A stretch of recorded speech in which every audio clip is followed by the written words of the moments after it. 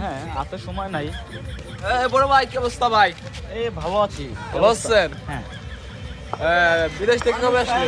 এই আসছি, তোমার গেছে কাল রাত্রে এসেছি, তবে হাতে সময় নাই তো তোমাদের সাথে অন্য এক সময় কথা বলবো। বড় ভাই আপনি বিদেশে কি কাজ করেন? হাতে সময় নাই, একটু পরে বলি আমি পরে। আমাদের একটু টাইম দেন, 1 মিনিট টাইম দেন। তুমি এত জোরাজোরি করতেছো, ঠিক আছে 1 মিনিট তোমাদের জন্য। আপনি আমাদের একটু বললাম বিদেশে কি কাজ করেন?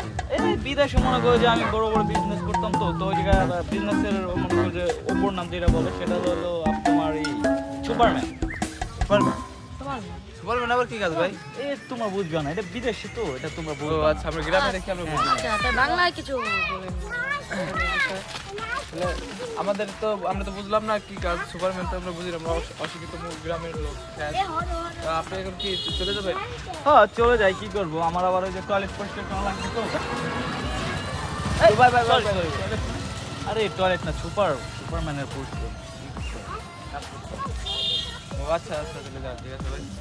আসল কথা কি, শালা হলো টয়লেট পরিষ্কার করে, ঠিক আছে? ভাই যে ঠিক। সুপারম্যান, কি বলবো? বিদেশি ভাব নেই। বিদেশি লোক নাই।